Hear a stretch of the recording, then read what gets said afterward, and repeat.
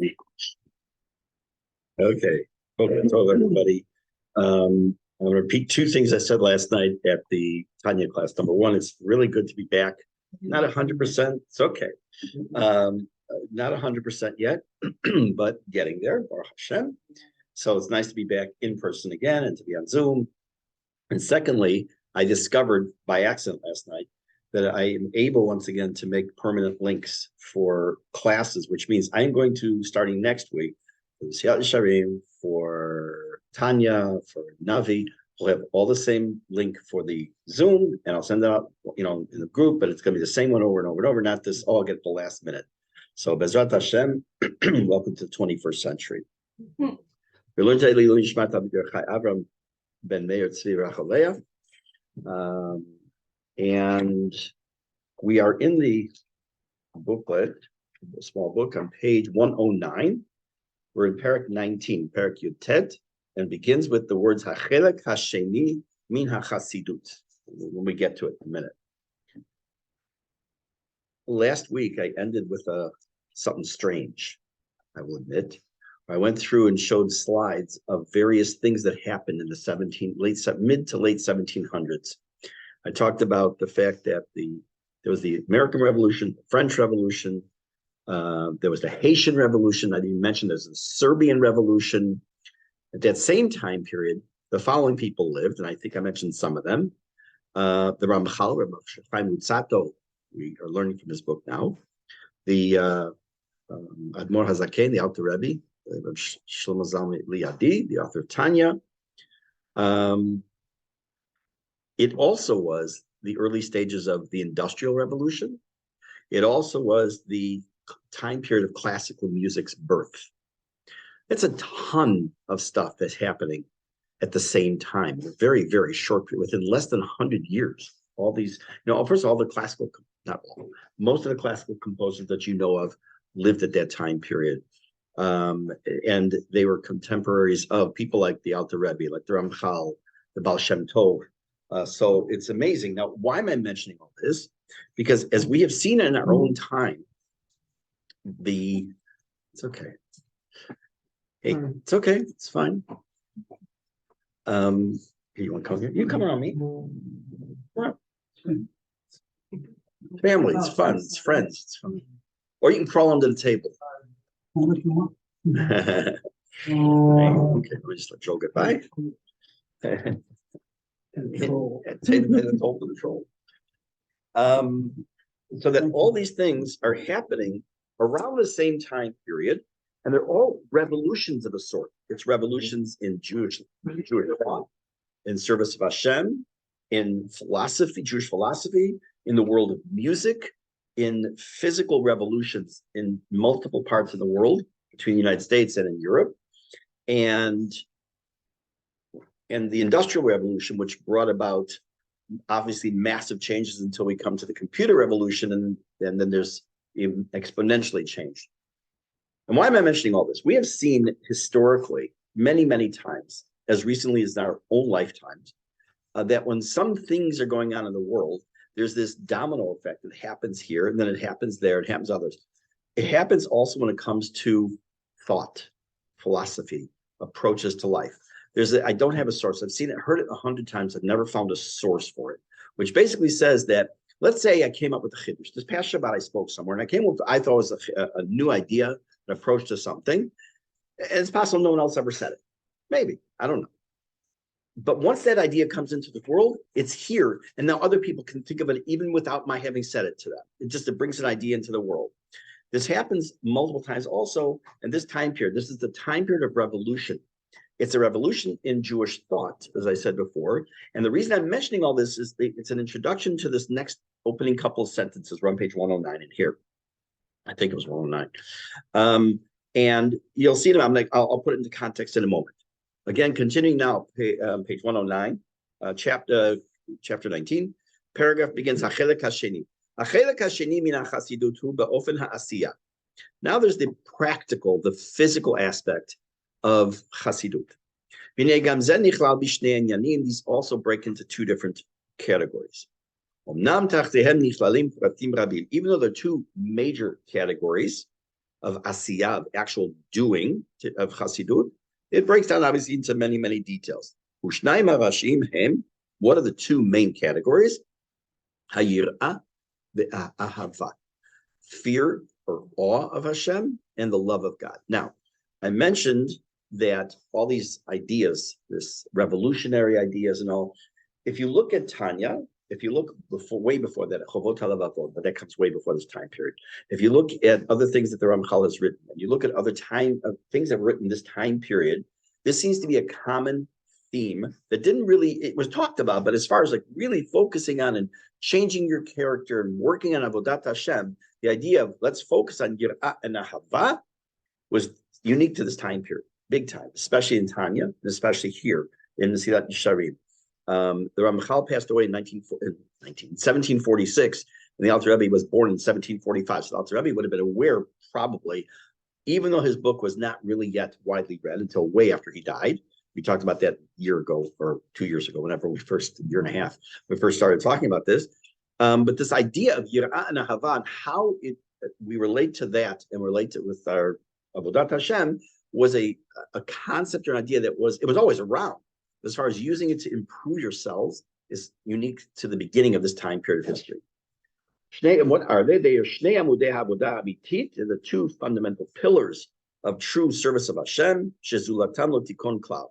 Nothing can really last without them. In other words, a person can do mitzvot, a person can do ben adam lachavero and ben adam lamakom and still not have good avodat Hashem, because if there's no yirat Hashem, and we're going to define that, and there's no ahavat Hashem, and we'll define that, then it's missing the substance. I gave the example last night because it has to be exactly what we're talking about now in Tanya also. The words "I love you," you can say them. Let's say I'm walking out the door. I say, "Bye, I love you. Have a good day." It does not have the same meaning as a person sitting with their spouse or their child having a deep conversation and talking about life and say, I really love you. This same words, but it's how you connect. It's what you do with those words. So the same thing is you can have all the mitzvot and everything you're doing, but if there's no yirah or ahava, at least both of them, not just one of them, lo tikon, it's not going to last. It won't be solid. Bichlal ha'yirah, what falls into the category of yirah? Yesh ha'achna'a milefanav mitbarach. One is the concept of subjugating yourself, or it's probably a better word than that. Hachnia is to make yourself like smaller, or what does your English say? Humbling yourself. Yeah, I guess I would say submission. Okay, subjugating. And then haboshet. Now, boshet usually translated as embarrassment, but it's not really a concept of embarrassment. What does it mean? Haboshet is the reticence. I don't know how your English translates it. How would it say? Shame. Reverence, shame. I don't like shame because we don't serve God out of shame. But you can, I understand the meaning. We'll see what that means. Like, who am I to come before God? Look what I do in my life, and how can I even approach Hashem? That's what we're going to see that. But I think reticence is a little bit, it leads to that, because I'm reticent, I'm hesitant. Who am I to talk to Hashem? V'hakavod ha'na'aseh el mitzvotav el shmo yitbarach el torato. And the honor that a mitzvah is given and is done when you do it for God, and we'll see what that means. Ubichlal ahava, and included in the area of ahavat Hashem, hasimcha, hadvekut, v'hakinah. Joy, the concept of clinging to God, and kinah. What does that mean? Kinah usually means jealousy. What does it mean, kinat Hashem? So we're not going to get to it today. I'll just kind of jump ahead for a minute. That probably the most well-known example is Pinchas HaKohen. We know that at the beginning of Parshat Pinchas, he'd done something. He killed Zimri and he killed this woman he was with because they did something horrible. And Hashem refers to it as Bekanoet Kinati, that you were jealous for my jealousy, meaning I was jealous on behalf of God. I felt like he was being wrong, that I needed to step in. But we'll get to that. And now, so now let's get into them one at a time. So again, the two general categories, Yirah and Ahava. He's going to first focus on Yirah, which again, I told you before, means three possibilities. I didn't tell you today. It means three things: fear of God, being in awe of God, and seeing God in everything. See? So what is the Ikar? He says, Hine Ikar Yirahi Yirat HaRomemut, is the being in awe of the grandeur of God, the magisterial Hashem. I don't know if you read any of the stuff in the news that has to do with astronomy, but there's recently been a whole new thing about, I forgot the name of the ship that's been able to get the deepest view into space. But a while back, the Hubble telescope took a picture of something called the fingers of creation. It is unbelievable when you take a look at this massive, you're talking it's 100 light years long. You can't even, these are numbers we can't even conceive of. And it looks like a hand, and you can see the beginning of a star forming it there. So it's like, only Hashem. How can you not believe? I've said before, and I've talked about this with other people, possibly in this class too, that how do you go and learn medicine and anatomy and become a doctor or a nurse or some kind of healthcare professional, and to truly learn how the body works and not believe in God? It's unbelievable. It's truly, and that's the idea of the Ramimut. It could be standing and looking at a beautiful view. You go to Italy, or you go to the Grand Canyon, you go stand at the Tel Afik and you look out, and Tel Azeka, and you just look out at these places like, wow. The person has to think when he's davening, or mitzvah, or when he's doing a mitzvah, that he's actually standing before God when he is davening, when he's doing this action. This is what the Tana told us in Sechet Brachot. Right? We have to know before whom we stand, before whom we daven. It's a big problem for a lot of people. The problem, and we're going to see this a little bit, is we get way too comfortable. We get way too comfortable in shul. We get way too comfortable in a holy setting. I actually talked about this when I was the rabbi of shul in Chicago, that because I was in shul literally every day, not just for davening, but I was in the shul a lot during the day. So am I going in and out of what we call the main sanctuary? Okay, I'm in the shul, but I'm not really giving it that much thought. But a person who comes, what they call the 3-day-a-year Jew, who walks in Rosh Hashanah and Yom Kippur, I'm like, whoa. And I would see how some people would sit with this reverence, like without, like this, and sitting very strongly.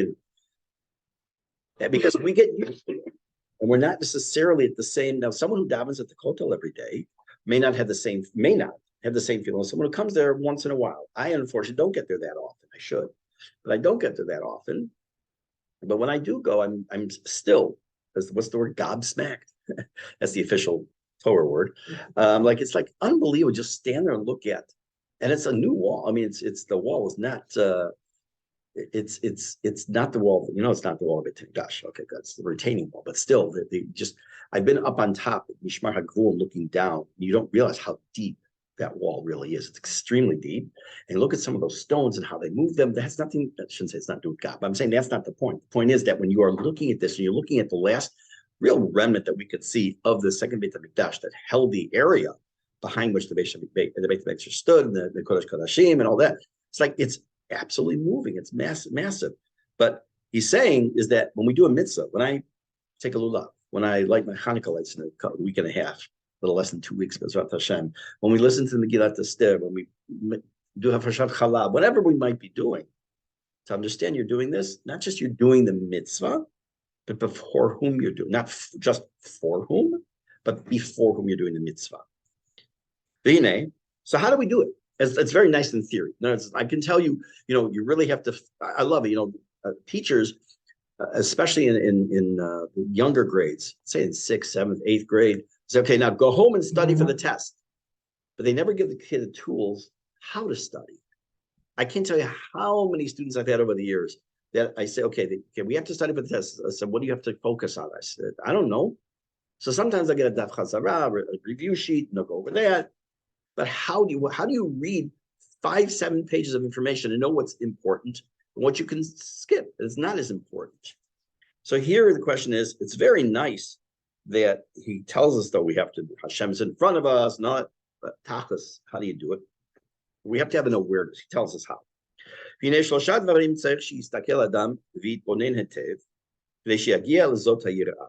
there are 3 things a person has to look at and pay attention to well, in order to get to this level of yirah. Ha'echad, the first. That you actually can think that you're standing literally before God, and that you're dealing with him like you're like a back and forth. Even though we can't see God. Now, he admits and he tells us that this is the most difficult one. Why? This is the most difficult way to get to the point of Yirat Hashem. There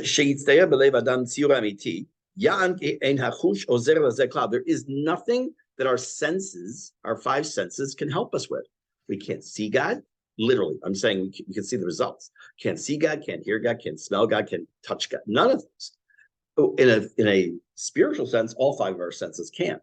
But we can't, like I can't say, what does God look like? So, many people have this picture of the big man with the big long white beard in the sky. Okay. Now, parentheses says complete studio. George Carlin, who was a brilliant comedian, but also not such a nice person, he once said, because this popped in my head, he says, people are willing, he was a total atheist. People are willing to believe about this big man in the sky with this long white beard. They'll be willing to believe that. But they walk by a sign that says wet paint and they have to touch it. They don't believe. I said, okay, that's pretty funny. So that's why it popped in my head. It's the studio part back here, or maybe it's up here.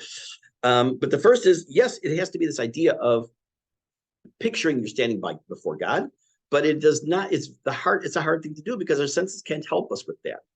Someone who has their head screwed on right. That's not what he says. With just a little bit of insight and thought.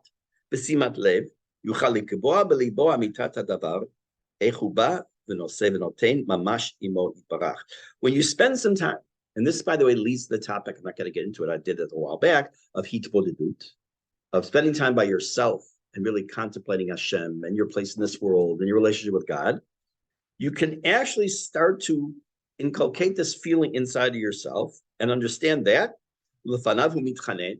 he's actually davening before God. And it's Hashem from whom he's asking things. And that Hashem is listening.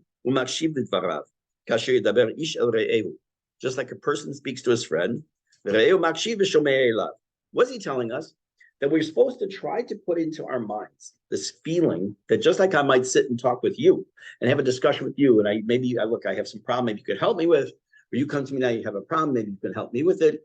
That is how we can try to frame it in our minds. Again, difficult, but not if we then spend time thinking that way. To frame it in our minds that is how we relate to Hashem, because it makes it a little bit more approachable. Hashem is extremely approachable. And there's also a limitless amount of things you can ask for. It's endless. So that's one, is this idea of picturing something that as if Hashem, you're actually sitting. I always say I actually have a visual, because I heard a great speaker many years ago, and he said, imagine you walk into God's office, so to speak, right? And he's got piles of bakashot and tefillot piled up on his desk. He says, Zev, welcome. Sweeps everything off the desk, pulls up his chair and says, talk to me. What do you need? Right? So I get that visual in my head, not all the time. Let's be honest. But on occasion, there was this one time in 83. But you get that somehow, I can picture like the hand, maybe a whole coming out of Shemaim, coming to like hold my hand. But all these different things you get in your head, whatever works for you. Then he says, once you've implanted this in your mind, it's okay. Relax, buddy. He disagrees. And he disagrees a lot what I say, but that's okay. People are allowed to, I like actually disagree.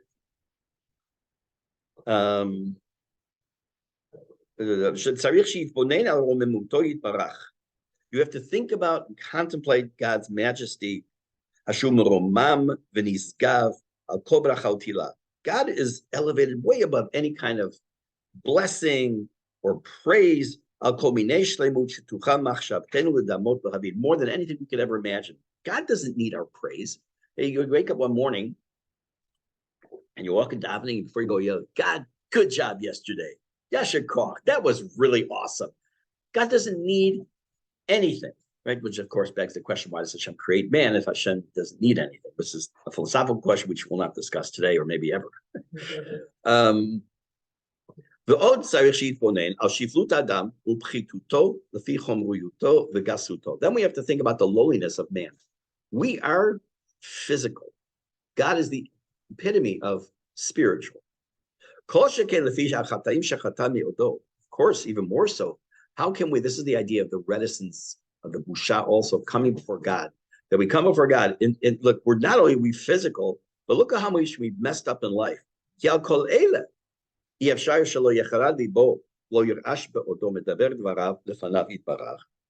how is it possible a person shouldn't be trembling when he speaks before Hashem, and we're talking to God, right?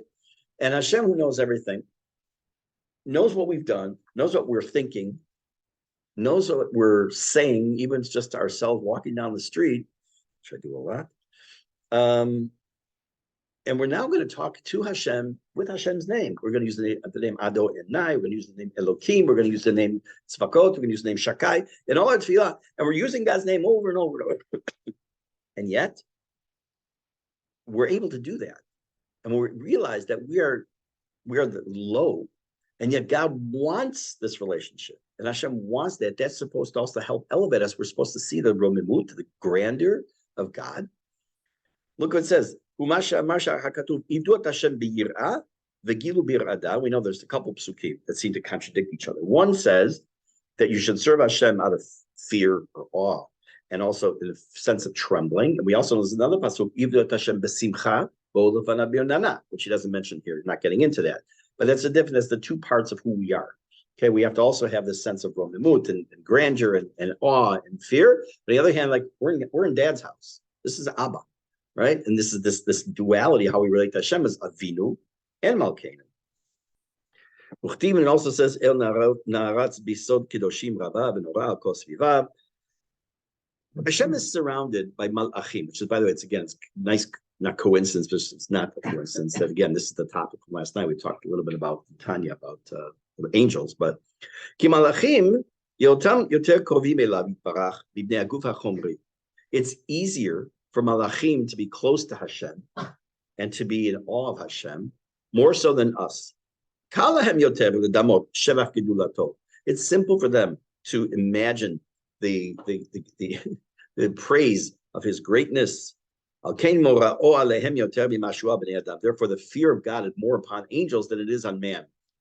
For those of you who have learned Tanya, who will learn Tanya, or whether it's me or without, we will discuss this whole idea of this concept of Alfei Revavot Malachim, this tens of thousands of angels, ministering angels, in front of God, saying Kadosh, Kadosh, Kadosh, Hashem Tzvakot, and the sounds and all this awakening in the heavens and all this. Unfortunately, for those of who grew up watching multiple times It's a Wonderful Life, you think of Clarence and the bell, and that's how you picture the angels. It's not at all like that. But it's a spiritual thing. They do have, it says Knafayim, they do have some form of wing. What that means, they have one leg. It's all kind of cool stuff. But we can understand, at least you're looking quizzically. That's why we put Clarence. What's Clarence? It is easier for the closer one is, or the closer a being is to Hashem, to understand Hashem as far as the need to be in awe. We're farther from that than we are than Malachim. When we stand, though, in Shemona Esrei, why do we stand with our feet together? To be like one leg. Because the Malachim they stand on one leg. So at that moment, it's supposed to hidamot. We're supposed to We're supposed to imagine we're standing before God like Malachim, understanding the relationship that Malachim have to Hashem and how we relate to Hashem at that moment.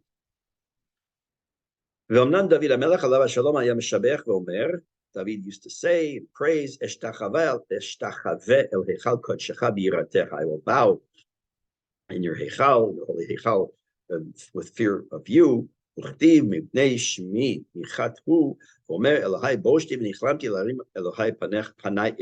are all different psukim that represent David HaMelech, or in this case, last one, Ezra and Malachi. So it's only one, David HaMelech, of the idea of having this feeling of humility before Hashem.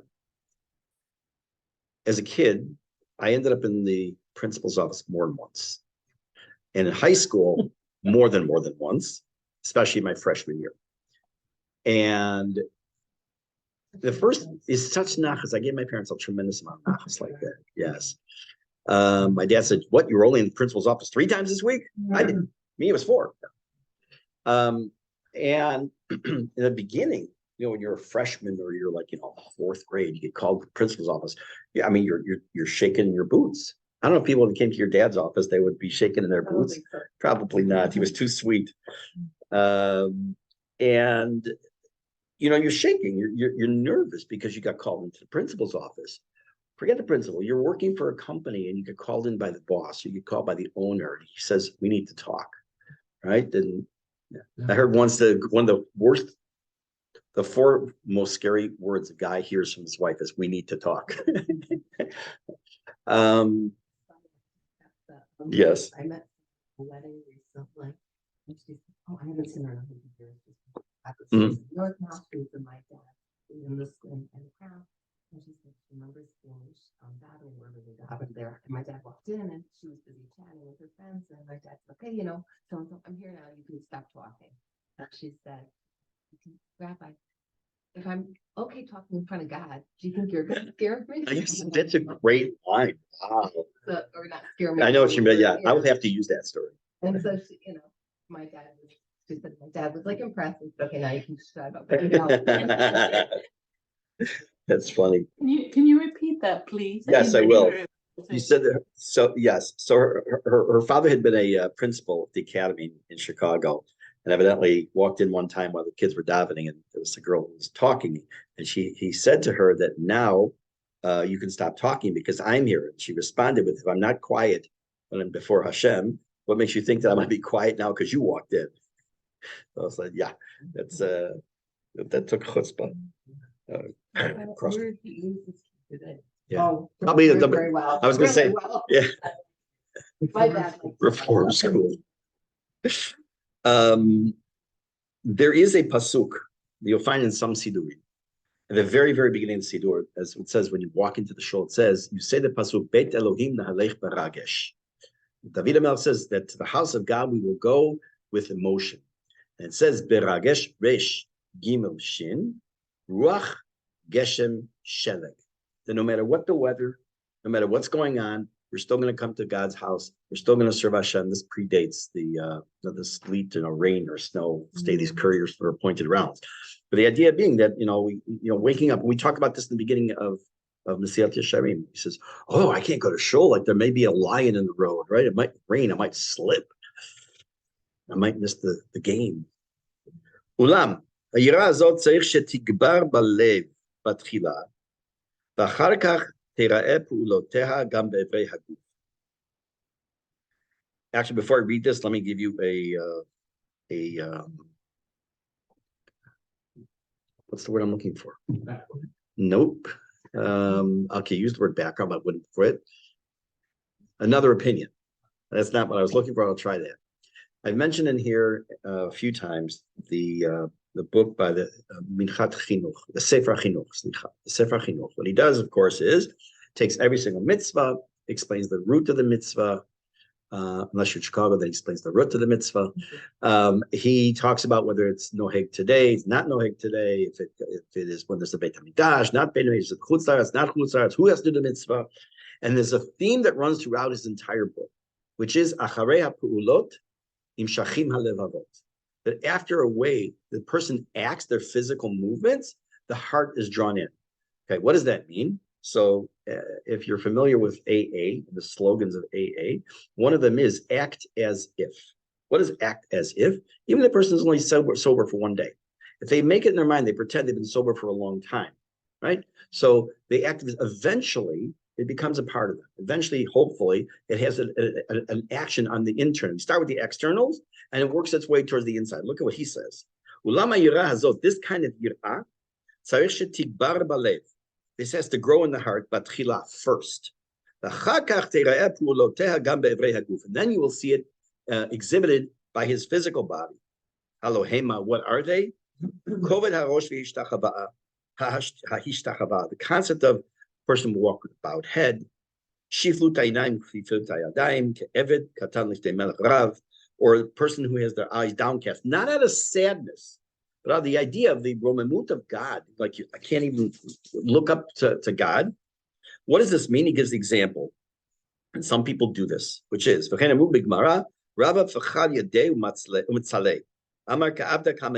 Rava would fold his hands and daven like an eved, a servant before his master.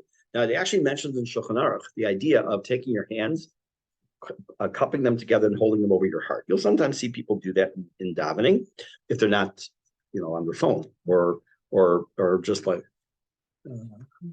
I like that in school. I see that sometimes.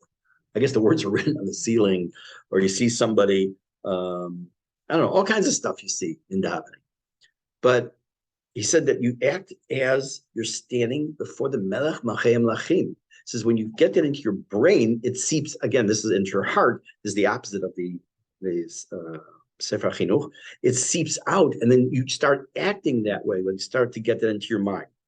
The truth is that works the other way as well. The more you get the physical aspect that you take on, you stand in a certain position, a certain way. It will help you encourage you to internalize this idea. V'hinei, talked until now about this concept of subjugating yourself and this idea of reticence or busha, embarrassment. This is now there's another aspect of Yirat Hashem, and that is honor. Kavod hamitzvah. By the way, just as a side point, as I like to point out grammar stuff, the difference between kavod and kivod. Kavod means honor. Kivod means honor of. It's smichut, is the equivalent of the apostrophe s. So kivod hamitzvah, vikara, and the cherishing of mitzvah, the honor and respect of mitzvah. Hiziruna alav chachamim zichronim l'racha ve'amru zekeli v'anvehu. Pasuk that we say in Az Yashir, when the Bnei Yisrael pointed, says, Zeh, this is my God, and I will adorn him. So the Gemara explains that the word ve'anvehu, it expands on that. It says, Hitna'eh lefanav b'mitzvot. You should adorn yourselves with his mitzvot. How? Tzitzit na'eh, tefillin na'eh, sefer Torah na'eh, lulav na'eh, that you should try your best to get the best. Get the best you can. They also said, Idul mitzvah shlish, ad kan mishalo, kan ve'lach mishal kadosh baruch hu, that you should spend up to 1/3 of a additional expense for the mitzvah. And after that, Hashem could kick in his part, so to speak. What does this mean? So, let's assume that your birthday is next week. It's not, is it? No. Okay, let's assume it is. And I bought you a brand new, I'm not an iPhone person, but I bought you a brand new iPhone 29. Okay, it's not yet out, but I already have it. And I take it, and I put it in a Rami Levy bag, and I just tie it, and I bring it to you. What would that say about my feelings towards the idea of giving you a birthday present? Does it say anything? And I've used this example before. I'm not environmentally kind. Okay. Wow, look at you. Okay. But what's the difference between that and the same iPhone being in a little box with beautiful wrapping paper and a bow, handwritten note? It's the exact same thing inside. The presentation, right? You take a steak. I don't know if you're a vegetarian, I'm sorry, but if you take a steak or a nice, really good grilled, I don't know, carrot, and you put it on a paper plate that's flimsy, or you take that same steak and put it on a piece of china. It's the same steak. It tastes the exact same thing, but no, it doesn't taste it. It doesn't. You're right. It's a different approach. It's a different feeling. So when we have some friends. I've been to their house a number of times, not in Malay, number of times for Shabbat, and they use the china. We have china. We don't use it that often, but now that they're china Friday night, Shabbat afternoon, when Sudash Lishi, take out the china, because they feel that this is the way that they can honor the Shabbat. This is the same food that's going to go on the plates, whether it's china or it's paper or plastic. But the idea being is the presentation. So say how we relate to each other is like that. So too, when we relate to Hashem, how do we relate to Hashem? Through mitzvot. You want to up your game a little bit. Want to make it a little nicer. And you can think of your own many examples on that. It was very clear from the Chachamim of what exactly it is we are to do. It's not enough. You want to be a chassid. It's not enough just to do the mitzvah. Excuse me. You also have to honor and cherish it. Some people will say to themselves to kind of lighten the burden, they have to, instead of spending the extra money, may say, you know who really needs this kind of stuff? Has to make things a little nicer. It's only us humans, because we get seduced by the entrapments of the beauty. For God, who cares? He doesn't care. He's way above all that kind of stuff. And just as long as I do the mitzvah, that's sufficient. I meant he. I don't know what your printing mind says, but it's wrong. We talk about it Friday night. You say it in one of the mizmorim. Hashem is El HaKavod. We have a requirement to honor God. He doesn't need our kavod. Our kavod is worthless. Imagine an ant being able to speak human. It says, wow, you guys are great. No, does that change who? It's an ant. I can see the look even on my side of my vision here. A person who minimizes his expenditures and is cherishing of a mitzvah, where he has the wherewithal to do better, is a choteh. Famous